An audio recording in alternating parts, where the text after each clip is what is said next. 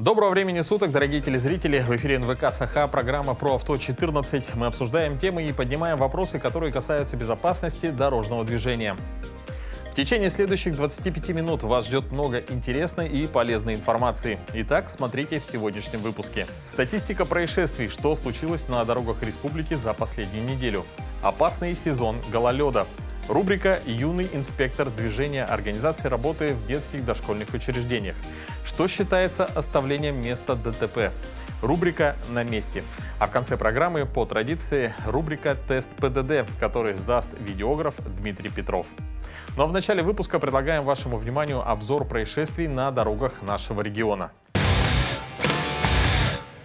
На автомобильных дорогах республики с 30 сентября по 6 октября зарегистрировано 26 дорожно-транспортных происшествий, где пострадало 34 человека, в том числе 6 несовершеннолетних, погиб 1 человек.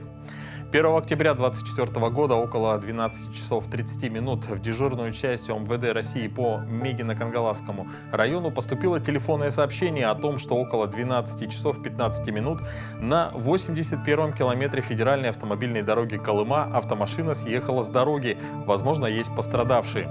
В ходе проверки установлено, что на 81-м километре федеральной автодороги Колыма водитель 50-го года рождения, управляя транспортным средством марки Toyota Rush, двигаясь со стороны села Чурапча Чурапчинского района, не справившись с рулевым управлением, совершил съезд с дороги в правую сторону проезжей части. В результате водитель не пострадал, был пристегнут ремнем безопасности. За текущий год к административной ответственности привлекался 5 раз. В результате освидетельствования на алкогольное опьянение результат отрицательный.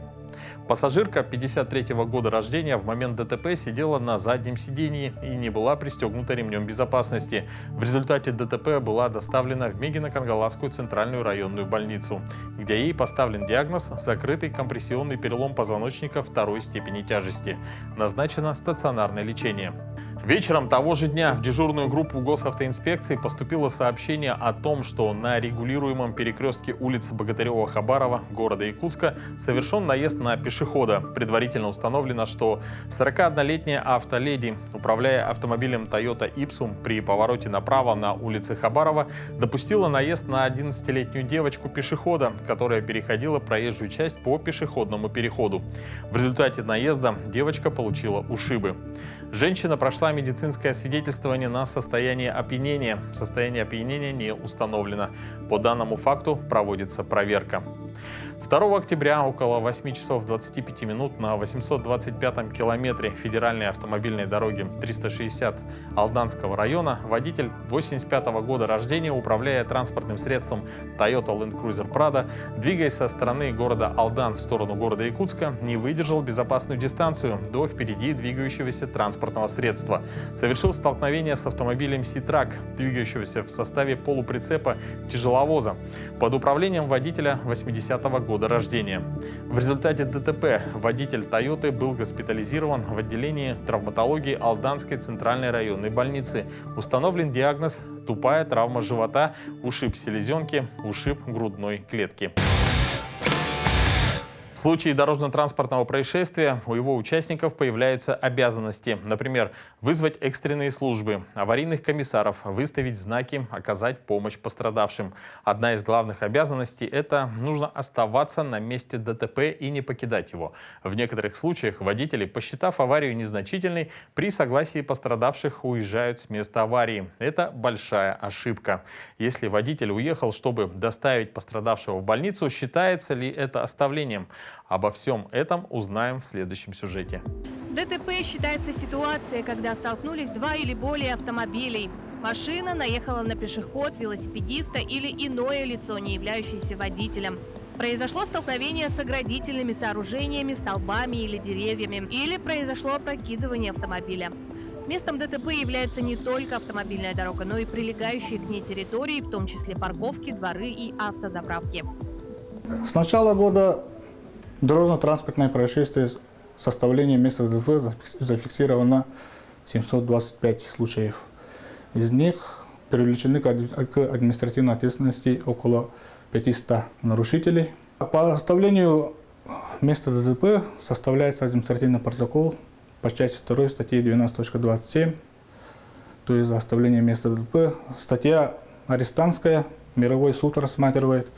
Там санкции такие: лишение прав, либо арест до 15 суток. Согласно пункту 2.5, 2.6.1 ПДД РФ, вы обязаны вызвать сотрудников ДПС госавтоинспекции и зафиксировать дорожно-транспортные происшествия. Причастный к ДТП водитель должен немедленно остановиться, включить аварийную сигнализацию и выставить знак аварийной остановки. Аварию можно оформить без участия полиции по так называемому Европротоколу, но только в том случае, если в ДТП не было пострадавших, а у участников аварии нет претензий друг к другу. Октябрь – это месяц, который для всех участников дорожного движения опасен гололедицей. Когда температура резко снижается после обильных осадков, на дорогах образуются гололедицы, и водители и пешеходы должны быть предельно осторожны. Госавтоинспекция каждый год напоминает: водителей, снизьте скорость, увеличьте расстояние между автомобилями, а пешеходам использовать световозвращающие элементы. Какие еще рекомендации дает Госавтоинспекция, узнаем у Владимира Ощепкова, инспектора отделения пропаганды безопасности дорожного движения Госавтоинспекции Республики. Здравствуйте. Здравствуйте. Владимир, работники Госавтоинспекции каждый год напоминают о определенных правилах, которые нужно соблюдать во время гололедицы.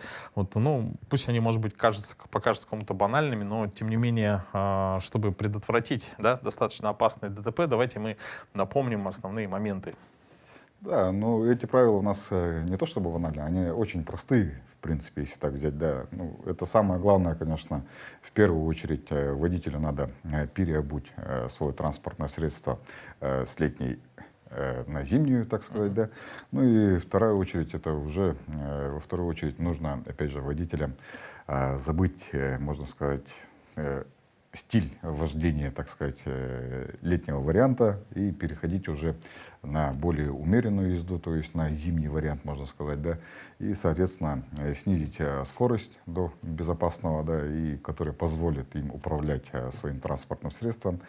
Также увеличить нужно и дистанцию до впереди идущих транспортных средств, так как, опять же, во время гололедицы, в особенности в межсезонье, когда у нас только-только начинает, опять же, после снегопада, после осадков, в принципе, уже, да, после ночных заморозков у нас в утренний период времени на дороге образуется тонкая корка наледи, так сказать, гололедица, да, которая, опять же, снижает сцепление колес с проезжей частью. Поэтому водителям об этом не стоит забывать, да.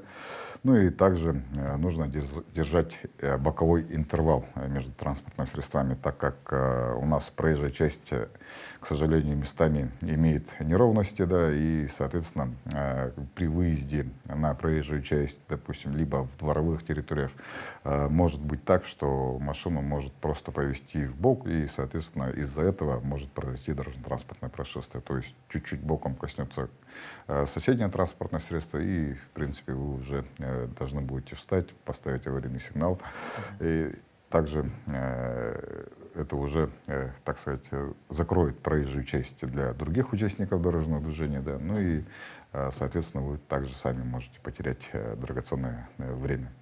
А что касается пешеходов, какие можно дать рекомендации пешеходам? А пешим участникам, конечно, также нужно быть внимательными. Это не только на проезжей части, когда они переходят дорогу, да. В первую очередь, прежде чем переходить дорогу, нужно, опять же, переходить его правильно, то есть по пешеходному переходу на свой разрешающий сигнал светофора. И не стоит забывать то, что во время гололедицы транспортное средство у нас сразу не остановится, поэтому пешим участникам дорожного движения нужно, прежде чем переходить дорогу, нужно убедиться в безопасности своего перехода, то есть подождать до того момента, когда транспортные средства остановятся и пропустят. То есть это у нас, в принципе, в городе, если так взять, не только одна полоса имеется, но и также бывает и двух-, и трех-, и четырехполосная, да. И, соответственно, на каждой полосе нужно, опять же, быть внимательными, так как некоторые водители не успели, можно сказать, сменить летнюю резину на зимнюю, поэтому, конечно, тормозной путь у них будет уже в разы больше, и, соответственно, может произойти, опять же, наезд на пешехода. Поэтому нужно быть внимательным пешеходом тоже, переходить дорогу только после того, как транспортные средства все остановились, и после этого уже переходить дорогу. Ну, а это касаемо только именно перехода, да, а также не стоит забывать, опять же, в дворовых территориях пешим участникам дорожного движения, то, что, как я сказал, во время гололедицы транспортное средство, в принципе, сразу не остановится, поэтому нужно быть внимательными. Ну, а водителям в дворовой территории, конечно, также нужно скидывать скорость, ну и ни в коем случае, конечно, нельзя, опять же, думать о том, что, в принципе, в дворовой территории пешие участники у нас ходят как бы по тротуару, но в любом случае они могут выйти, опять же, через дорогу, и поэтому там не только люди ходят, но и также дети могут переходить дорогу, идти в школу, и либо наоборот со школы домой.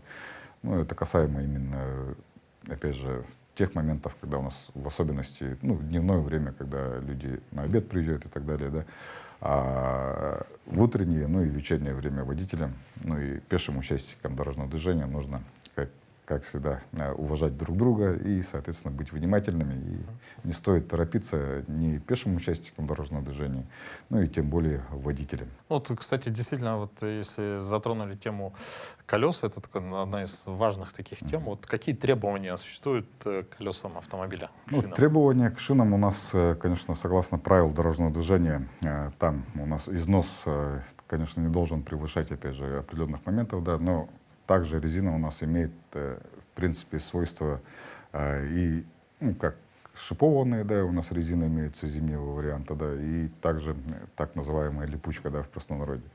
У них есть свой определенный момент износа, который должен, ну, соответствовать требованиям безопасности, можно сказать, да. Ну, опять же, эти резины у нас, опять же, касаются легкого транспорта и также грузового транспорта. Допустим, на легковом у нас может быть износ максимум до 10 миллиметров, и на грузовом уже больше.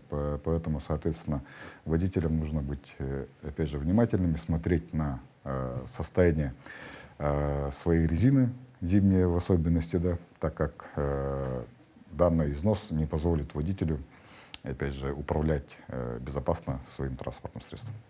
Ну и, конечно, колеса, шины все должны быть одинаковые. Да, самое главное в транспортном средстве, чтобы рисунок, можно сказать, по-простому, да, вот протектора на резинах должен быть одинаковым на оси. То есть на транспортном средстве, что на передней оси, что на задней оси, они должны быть одинаковые. Ну и насчет протектора, вот, именно рисунок на всех осях на одном транспортном средстве, можно сказать, она должна быть одинаковой везде. Что на передней оси, что на задней оси. Допустим, если вы поставите, можно сказать, с другим рисунком протектор, да, на одном колесе, допустим, либо на заднем оси, то при торможении машина в любом случае, ну, может занести уже не в ту сторону, которую вы, в принципе, поворачиваете, да, и поэтому можно потерять управление над транспортным средством и, соответственно, может произойти авария. Спасибо. Я напоминаю, что у нас в гостях был инспектор отделения пропаганды безопасности дорожного движения госавтоинспекции Владимир Ощепков. А мы продолжаем. Общеизвестно, что культура поведения на дорогах должна прививаться с молодых ногтей. Дети становятся участниками дорожного движения с самого рождения, когда из роддома малыша привозят в автолюльке в автомобиле. В дошкольных учреждениях республики правила дорожного движения прививают очень активно, плодотворно и творчески. В один из таких детских садиков приехала наша съемочная группа. Детский сад «Жемчужинка» ведет плодотворную систематическую работу по ознакомлению правил дорожного движения. Являются опорной площадкой городского детского дошкольного объединения «Движение ЮПИТ», ресурсным центром которого является детский сад номер 100 «Белоснежка». Нашу работу мы осуществляем совместно. Педагоги, дети, родители, и также всегда с нами участвуют инспектора ГИБДД. Педагоги нашего ДОУ активно занимаются оформлением пространственной среды. Вот своими силами оформили мы лабораторию ПДД «Веселый светофорчик». В лаборатории дети могут прийти в любое время со своими педагогами, провести беседы, провести практические занятия по правилам дорожного движения. дидактические игры и также рисование ситуаций правил дорожного движения. В каждой группе детского сада оформлены уголки по правилам дорожного движения, при оформлении которых принимают участие не только педагоги и дети, но и их родители, и являются активными участниками различных выставок. А в 2023 году на территории детского сада открыли площадку «Автодром», где деткам проводят практические занятия, тем самым закрепляют знания по правилам дорожного движения.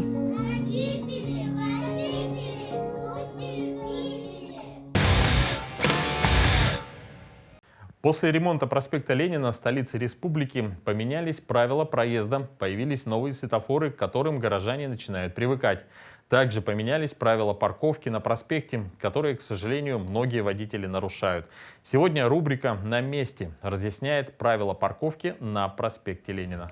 Остановка и стоянка транспортных средств разрешается на правой стороне дорог и на обочине, а при ее отсутствии на проезжей части у ее края и в случаях, установленных пунктом 12.2 правил на тротуаре. Ставить транспортное средство разрешается в один ряд параллельно краю проезжей части. Двухколесные транспортные средства без бокового прицепа допускаются ставить в 2 ряда. Согласно главы 12 правил дорожного движения, водитель транспортного средства может совершить остановку транспортного средства на краю проезжей части параллельно, ну и согласно дорожных знаков соответствующей таблички. И также за нарушение данного правила водитель транспортного средства, который нарушил правила расположения транспортного средства на стоянке, может быть привлечен к административному штрафу согласно статьи 12.19 части 1. Это минимальный штраф 500 рублей за неправильную парковку. И согласно части 4 статьи 12.19 Кодекса Российской Федерации об административном правонарушении за нарушение правил стоянки, которая создала помеху другим транспортным средствам, либо, опять же, за остановку, либо стоянку уже вторым рядом на проезжей части. Санкция данной статьи – штраф в размере 2000 рублей. Госавтоинспекция в очередной раз призывает всех водителей соблюдать правила дорожного движения, ну и, соответственно, если вы собираетесь припарковать свое транспортное средство, то найдите, пожалуйста, соответствующее место, которое бы не нарушило правила дорожного движения, ну и не создало помех другим участникам дорожного движения. С удовольствием хочу приступить к нашей постоянной и любимой многими рубрике, в которой горожане проверяют свои знания правил дорожного движения. А по традиции наш экспресс-тест состоит из 10 вопросов. Ответит сегодня на них Дмитрий Петров, видеограф, также консультант по питанию. Здравствуйте. Здравствуй, Руслан. Телезрителям тоже привет. Да, расскажите, какой у вас стаж вождения? 12 лет. 12 лет. Да. Волнуетесь? Да, ну столько лет прошло. Ну, желаем успехов. Сейчас будут 10 вопросов, и от вас нужно 10, соответственно, ответов. Внимание на экран. Хорошо. Первый вопрос. Разрешено ли вам остановиться на мосту для посадки пассажира? Варианты ответов: разрешено. Разрешено только если вы управляете такси. И третий вариант: запрещено. Если не ошибаюсь, должны быть то ли карман, то ли полоса дополнительная. Угу. Тогда можно остановиться. В данном случае нет. Ваш ответ? Нет. Запрещено. Да. Вариант номер 3. Принято. Следующий вопрос. Кто из водителей, выполняющих поворот, должен уступить дорогу пешеходам? Вариант ответов: только водитель легкового автомобиля, только водитель грузового автомобиля и третий вариант — оба. Ну, в любом случае, при пересечении, при повороте, ты как бы теряешь преимущество. В данном случае это касается и вот пассажиры имеют преимущество над автомобилем, то есть должны вдвоем уступить. Пешеходы имеют преимущество над автомобилем? Да. Ага. Значит, оба автомобиля должны пропустить. Вариант номер 3 принято. Следующий вопрос. Задние противотуманные фонари можно использовать. Варианты ответов: только в условиях недостаточной видимости. Второй вариант: только при движении в темное время суток. И третий вариант: в обоих перечисленных случаях. Мне кажется, тут третий вариант в обоих случаях. Вариант номер 3. Там, в дождь это. Ну, третий вариант. Третий вариант принято. Следующий вопрос. Выезд из двора или с другой прилегающей территории. Варианты ответов: считается перекрестком равнозначных дорог. Второй вариант считается перекрестком неравнозначных дорог. И третий не считается перекрестком. Тут точно третье не считается перекрестком. Вариант номер 3 принято. Следующий вопрос. Какие из указанных знаков требуют обязательной остановки? Вариант ответов только А, только Б, Б и В. Четвертый вариант все. Ну, скорее всего, Б, потому что это уже обязательная остановка. Только Б, вариант номер 2. Принято. Следующий вопрос. В зоне действия этого знака разрешается использовать звуковой сигнал. Варианты ответов только для предупреждения об обгоне. Второй вариант только для предотвращения дорожно-транспортного происшествия. И третий вариант в обоих перечисленных случаях. Тут этот второй вариант для предотвращения ДТП. Вариант номер 2. Да, вот этот билет у меня попадался, я его помню.